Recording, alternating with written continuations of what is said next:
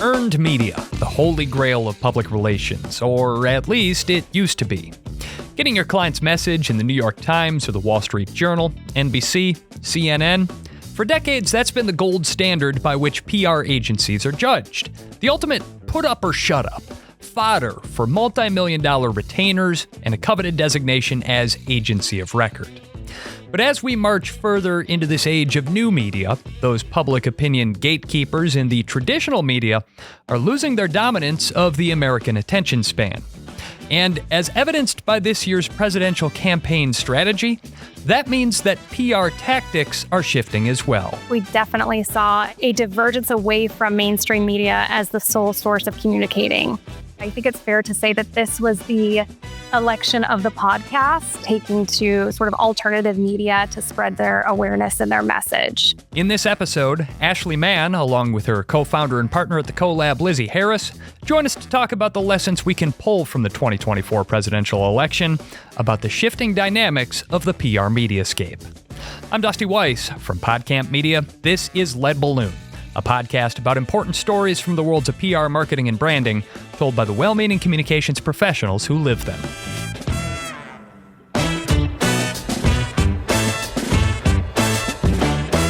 Thank you for tuning in. Make sure you're following Lead Balloon in your favorite podcast app, and make sure to check out PodCamp Media on YouTube, where you can find video versions of this and some of our other episodes. We're joined today by Ashley Mann and Lizzy Harris, co-founders and partners at the collab, the anti-agency for B2B and B2C tech companies. You're both seasoned PR pros with about 15 years of experience in agency and in-house roles. Ashley, you are local to the Spokane, Washington area, and Lizzy, Colorado, specifically Breckenridge. Right time of year to be in Breckenridge there. So thank you both for joining us here on Lead Balloon. Thanks for having us. Happy to be here. It has been an unprecedented election year in a lot of ways. I think we learned a lot about the American mediascape, the American public, and their media consumption habits. This is kind of the part in any election year where I tend to spend a lot of time being introspective, looking back at it and trying to parse the lessons that I can learn from it. And by the sound of it, you folks have been doing a lot of the same thing. Certainly in the political realm, but beyond in B2B and B2C as well. What surprised you about the way that PR media strategy was executed during the run-up to the November election? Well, I don't know that we would say it surprised us, but I think we definitely saw a divergence away from mainstream media as the sole source of communicating. We had noticed in previous election years, obviously an emphasis on social media, but I think it's fair to say that this was the election of the podcast, in that we saw a lot of our candidates and their running mates taking to sort of alternative media to spread their awareness and their message. So often what we see is our political candidates start to move towards ways of communicating that are then echoed in the business atmosphere as well. So I think we can anticipate 2025 being the year in which we see a lot of our leaders across different verticals moving toward Substacks and podcasts and having more transparent conversations and maybe shrinking away a little bit from traditional broadcast news or media sources. I thought it was interesting, obviously both candidates took to new mediums in order to get their message across, but you have to know how to talk to that specific medium's audience, which I think could be refined in upcoming election cycles. So I want to come back to that in a little bit because I think that there's some huge lessons to take away from that. But first, let's sort of start with the case study thing of this. Both political campaigns had some big new media wins in this election cycle. What would you say were some of the biggest eyebrow raisers? I mean, I think you can't have this conversation without talking about Donald Trump's interview on Joe Rogan. Obviously, over 50 million views on YouTube, and we don't have the Spotify data to see how many streams it got, but I think it's fair to say it was a lot. And at the same time, you had Kamala Harris going on Call Her Daddy, which was sort of an unprecedented move for a political candidate to go on what we would consider an alternate podcast that maybe has a little bit different viewership than really the polished package that we normally see from our politicians. I was going to say, let's expound on that a little bit. Alex Cooper is the host of Call Her Daddy. Yes. It's been around since 2018. It's billed as one of the most listened to podcasts for women. But unlike Joe Rogan, which is just sort of everything in the kitchen sink, the general thrust seems to be what? Well, I mean, she really made a name for herself talking about her sexual exploits on her Call Her Daddy podcast. And I think we've seen a shift in her content strategy over the last several years. We're moving more away from her personal stories, and she's trying to shift into a different audience. I think one that is maybe a little more educated, a little more interested in what is going on above and beyond Alex's personal life. So this was really her first step into the political sphere. And I think we can confidently say there were some mixed results in how that landed with the target audience. I mean, but I really feel like there is a desire as voters, as listeners, as consumers of media to have a more transparent conversation with our leadership, especially when it comes to the people that we are voting in to run the country. It's extremely hard to have a long form conversation on a platform like a podcast and stay entirely polished and formal the entire time. So a lot of the reasons that these get such large listenership numbers is that people want to feel connected to who they're voting for. And I think that method of being transparent can really resonate if done the right way. I think the idea was there, right? Like we were just talking about, I think tapping into a new audience, acknowledging new voters, younger voters that maybe don't have as many legacy thoughts around the issues and really care about newer topics that maybe older voters don't care about. But this has really been a long time coming. You know, Donald Trump almost a decade ago was talking about the mainstream media and how it's not able to be trusted. And that was the beginning of all of this, right? This was like that was like the first domino to fall. And I think if you go on a podcast called Call Me Daddy, who's historically not known for being involved in the political sphere, really anything goes. Podcasting in particular seemed to be a big emphasis for the campaigns this year. And again, the numbers that were racked up between the Call Her Daddy, the Joe Rogan show, some of the other big podcast interviews, the Breakfast Club and Charlemagne the God, I know was another one that made big waves. But were there some less podcasty, more social media style influencer tactics that were leveraged as well by the campaigns that you think are of note? I think we saw a real emphasis on using social media as a way to gain attention. And the interesting thing about this campaign particularly was that things would go viral on social media and that virality would get picked up by the mainstream media. So we would see something go wild on Instagram and then all of a sudden it was on MSNBC later that night. So the tables had kind of turned a little bit in which lever was controlling the conversation. So a couple that come to my mind were obviously the Donald Trump McDonald's drive-through window experience. I think his team was very savvy in the way that they leveraged that. I think we saw a lot of TikTok meme music engagement with Kamala Harris. You know, she had her coconut tree song that went quite viral and drove a lot of attention. And her campaign leaned into that, which was, you know, a really interesting tactic and probably pretty smart on their side. And then we had missteps too. You know, that's the thing about having these conversations on different media platforms. You don't have the same guide rails that you would have with a very structured broadcast media interview. So for good and for bad, we see, you know, these kind of Instagram-worthy moments pop up, but both campaigns seem to really push the gas pedal on engaging in that way.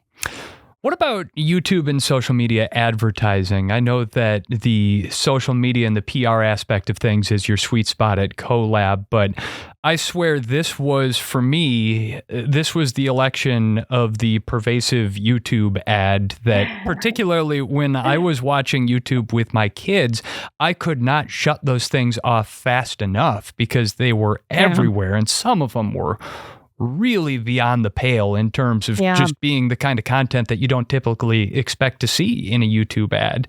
So what do we take away from the YouTube and social media advertising lessons from this past campaign?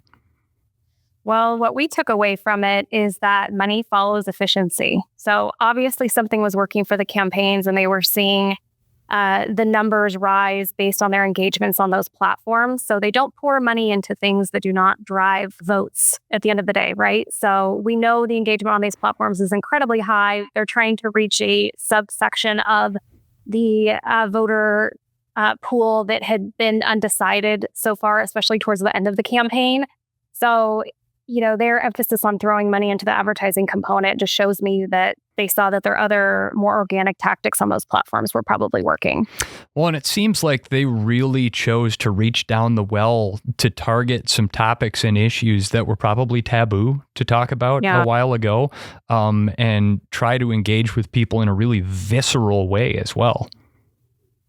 Yeah, I mean, I think we've learned from, years of dealing in the media that things that are controversial, that draw emotion, are the things that get the most attention. And so I think we saw the campaigns really doubling down on that, both in the imagery that they used, but also in the language that they used. There was a lot of attacking going on, and I think we saw that quite clearly in their methods of advertising.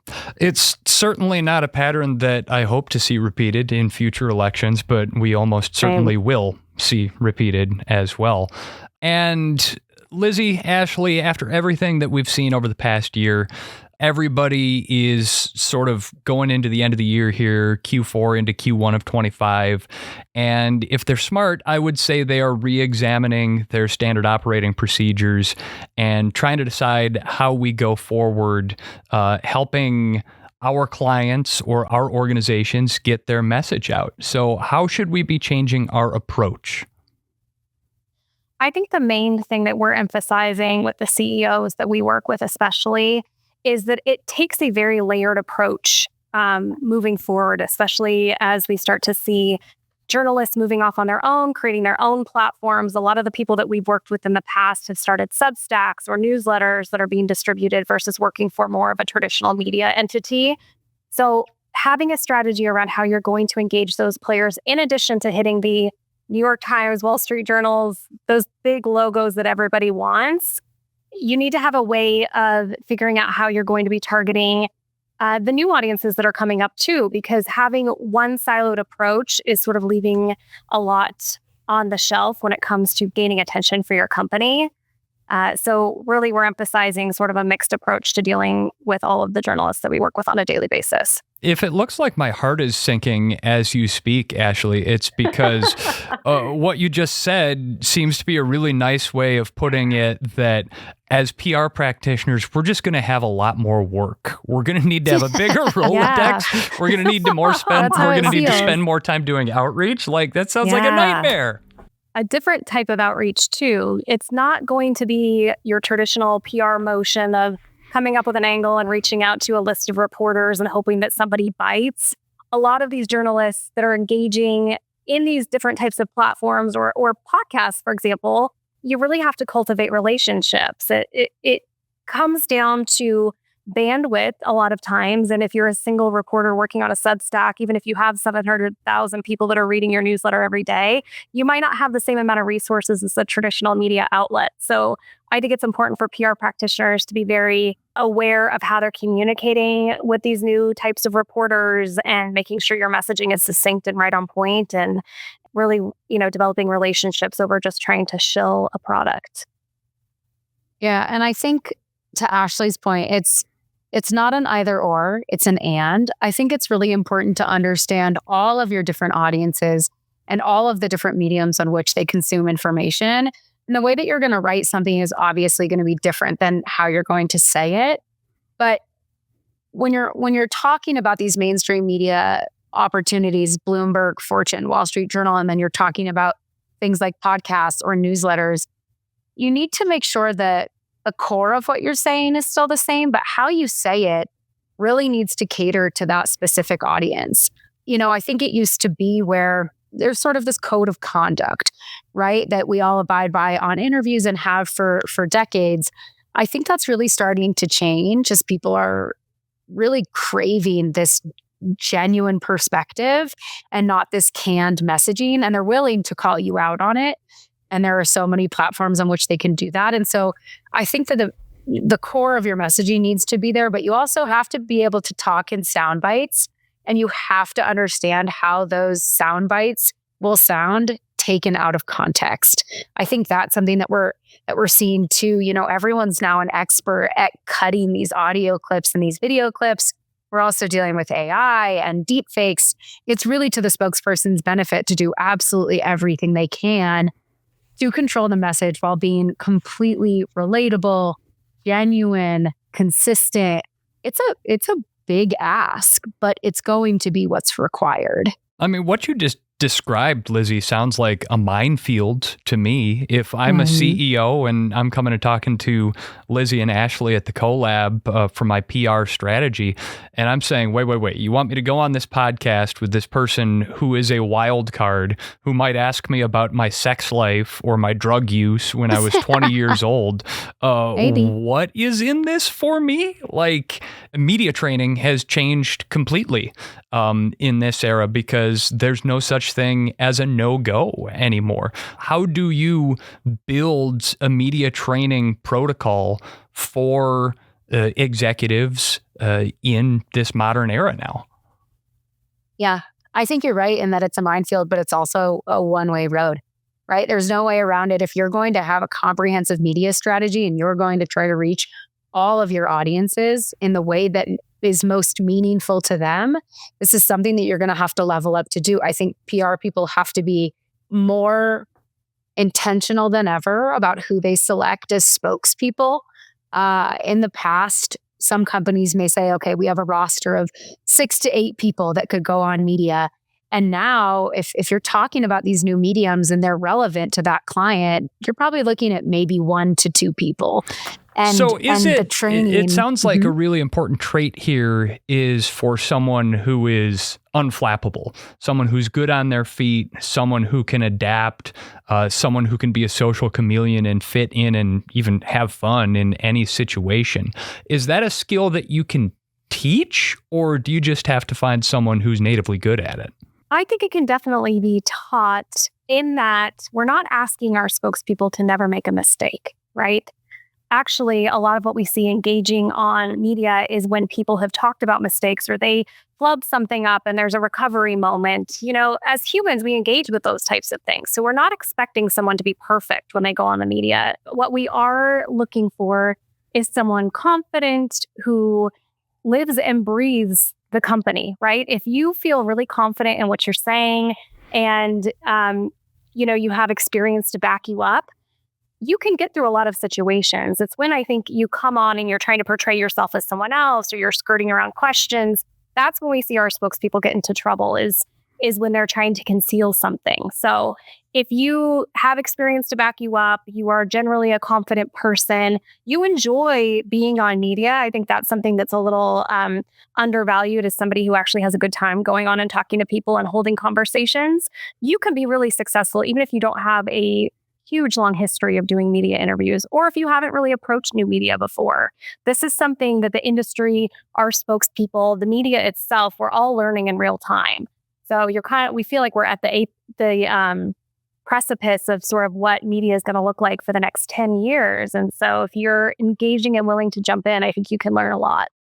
I think there's something to be said here too about, I think there's a lot more training involved because the risk is higher, but we're never asking an executive to be disingenuous. I think when people get into trouble, it's when they're being dishonest or they're trying to force a narrative that they don't condone, that they don't believe in, or that isn't simply true.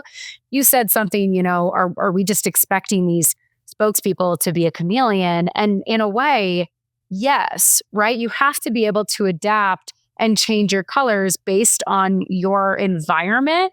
But at the end of the day, a chameleon's still a lizard, right? So we're not asking it to be something that it's not. We're simply asking it to be adaptable based on its surroundings. And I think that's totally doable. You mentioned a moment ago, Lizzy, the importance of building out a database of people to whom you could reach out and send your pitches, and the importance of being concise and precise in how you phrase those pitches. And that makes my heart smile. Because speaking as a podcaster myself, I could tell you that one of my biggest pet peeves is the terrible, awful, poorly targeted, poorly researched pitches that I get about potential podcast guests. They are unrelenting as they are terrible. And I am just so burned out on getting pitches from people who clearly have never even listened to my podcast. So how do you do podcast pitches the right way? I think you hit the nail on the head in that it has to be researched and it has to be concise. But ultimately, Dusty, you're the one that's receiving these pitches, right? You obviously have an opinion on the things that drive you crazy, the things you really don't appreciate, and things that would be an automatic no. We have our theories, but you're the host. And so I guess I would turn that question on you on what really cuts through the noise of your inbox and gets you feeling like you really want to have this executive or this person as a guest. I think you're the keeper of that information. Ultimately, we just have a best guess. Well, for $1,000, you can enroll in my 10-week course. No, I think it very clearly comes down to usefulness to me. Bottom line up top, I need something that is going to empower me to make my show better in this very instant. This is more often than not a storytelling show. But I get podcast pitches all the time from people who are pitching me executives with 10 things that you need to know about SEO. And I'm sorry, it's just not what we do at Lead Balloon. Sure. And when I get that pitch, I know instantly that you've never listened to my podcast. Now, again, here we are. Your PR team needs to do 10 times as much with an even smaller staff than it used to have. But there needs to be some familiarity with the host and the content of the show that you're pitching. And there needs to be an immediate usefulness to the producer, the editor, or one-person band who's producing the show. Yeah. And I think you touched on it and you said there's so much more work to be done. But I'll put it this way. Think about a book that you really love. And how many times did you read that book? Chances are probably once, because you read it and now you know what it's about and you can talk about it. I just think it's a shift of time. I think instead of spending your time pitching 1 million people where hopefully 1% of them will bite, and then you'll get a couple of average opportunities that sort of convey your narrative in a way that's almost right. I think you're shifting your time, you're shifting your energy into a more concerted manner where you're really researching these publications. You're also researching the reporter, what their tone is, what their take is, what really matters to them and what matters to their audience. You really should know every single thing about that person. And then you can act on it. It's not like you're having to research the same reporter 50 times in a month. People do make moves, but ultimately at the end of the day, they're still the same person. And so it's just upfront, it feels like a daunting task and like there's a lot more information and work required. But if your output is going to have higher quality and a higher caliber of opportunities, then in the end, you're still coming out in the positive. And so I just think, like I said, upfront, there's a lot more work to be done, but it's lasting. Quality of the leads over the quantity. And I think that cannot be repeated enough. Thank you for saying it. Yeah. Certainly, if podcasts are a new frontier in PR, then social media is the wild, wild west still and probably forever. How do you even start building out an influence campaign in that space when partnering with an influencer or getting an appearance on an influencer today could turn into that person being a Nazi tomorrow? Like, it's such a scary space to try to do anything in. I think this is where we really emphasize the power of owned media. Social media has a lot of different components. Influencers are obviously one, But the first space that we ask our executive teams to tackle is really that owned media component. So we play a lot on the LinkedIn space, obviously, and that's a great spot for business leaders to start their social media journey. But that's where we really want to emphasize spending some time, especially upfront. It helps with credibility. You can get your thoughts out in a clear and concise way. Obviously, those platforms are emphasizing video a lot more. So that gives you a little bit of practice before you get on your big podcast debut. You're able to really engage with other people who are movers and shakers in the space, which I think is a big deal now. That networking component, I don't think can be understated. You have the ability to develop your own audience on your own platform, and then maybe look into engaging with others once you have a better sense of the landscape. I think where you get into trouble is when somebody pulls a list of the top 25 influencers in XYZ vertical and you're mass pitching them for engagements and collaborations. And then you get into kind of a risky space because a lot of them operate on different guardrails, So Or no guardrails whatsoever. Or no guardrails, right? That's kind of the new thing that we're seeing too. So well, and I think there's something to that. And to your point, I have a friend in the trade association space. She's over the past 5 years built quite a reputation for herself as being someone who's kind of pioneered an approach to this influencer marketing space. And one thing that she'll tell you is that as the PR person, as the pitching body, it's important and even encouraged to set guardrails, to make very clear communication to influencers that you're talking about partnering with, what your expectations are for their conduct and their content going forward.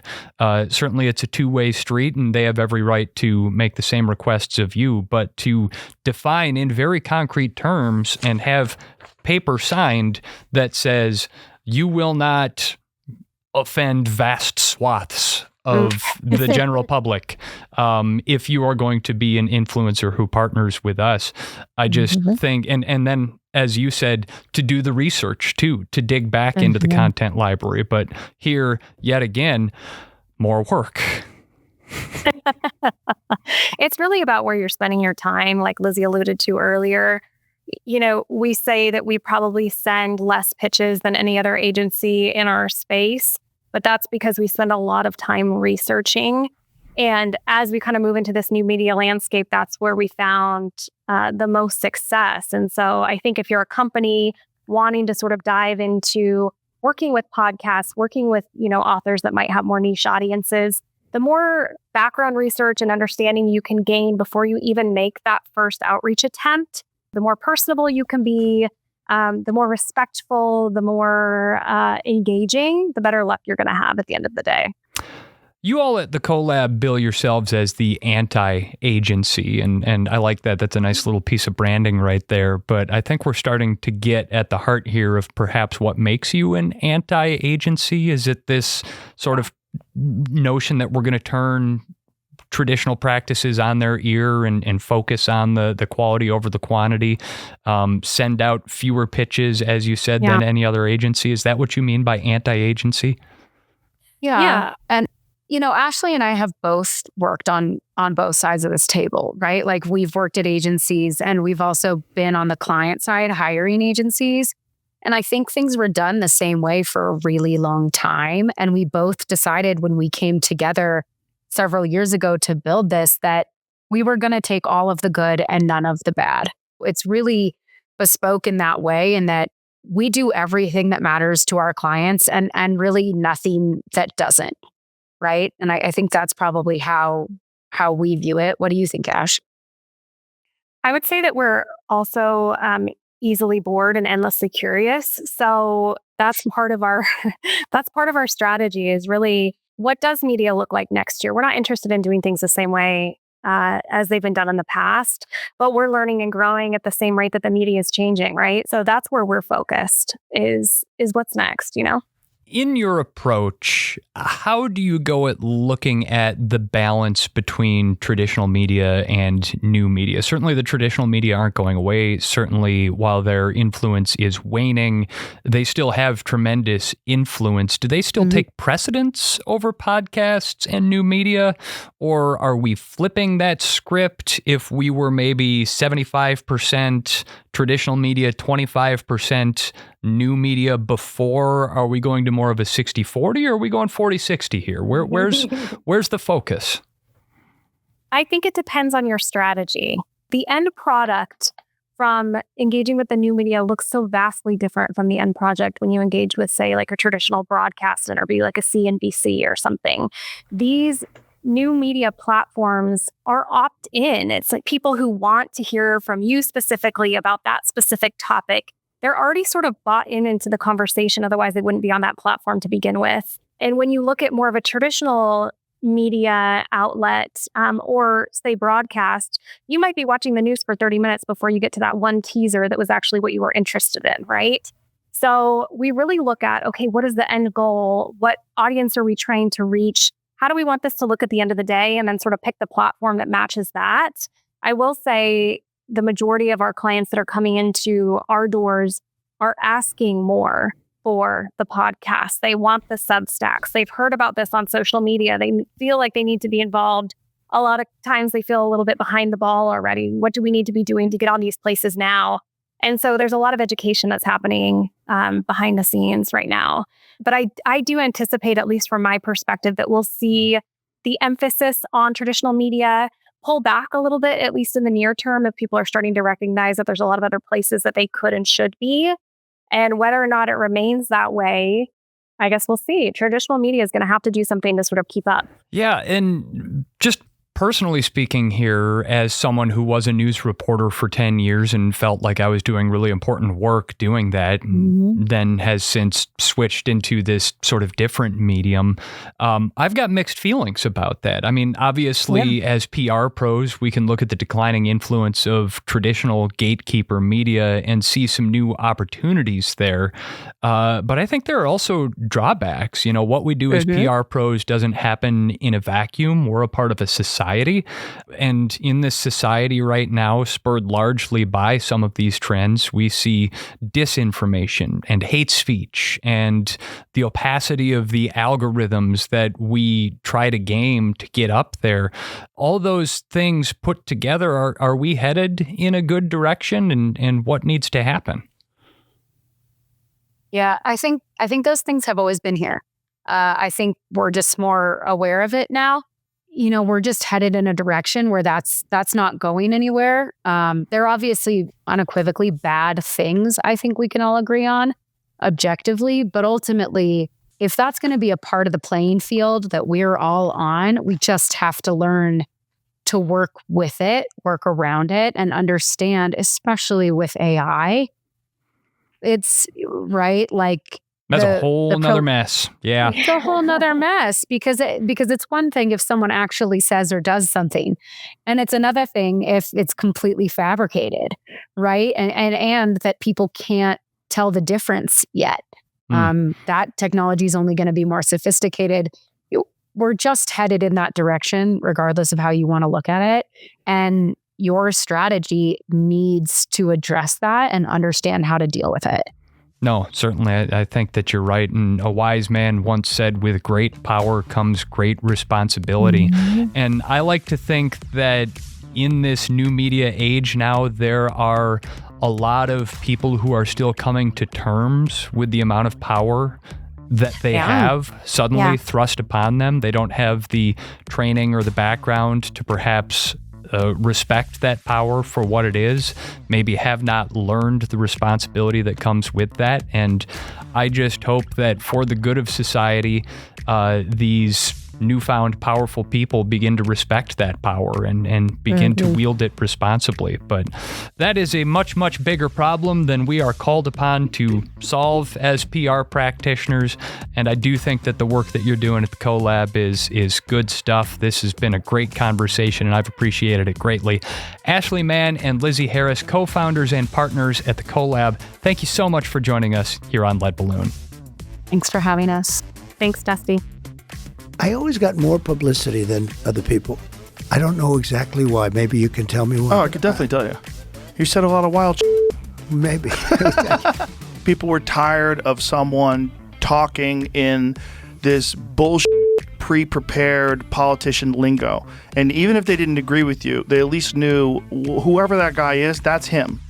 Thank you for tuning in. Here on Lead Balloon, we tell stories of strategic communicators working on the cutting edge and sharing the lessons they've learned. So we hope to see you back in this feed again sometime soon. Make sure to follow us in your favorite podcast app. Lead Balloon is produced by PodCamp Media, where we provide branded podcast production solutions for businesses. Our podcast studios are located in the heart of beautiful downtown Milwaukee, Wisconsin. We work with brands all over North America to help them launch and build podcasts that work. Check out our website, podcampmedia.com. Music for this episode by Famous Cats, sound engineering by Matt Covarrubias. Until the next time, folks, thanks for listening. I'm Dusty Weiss.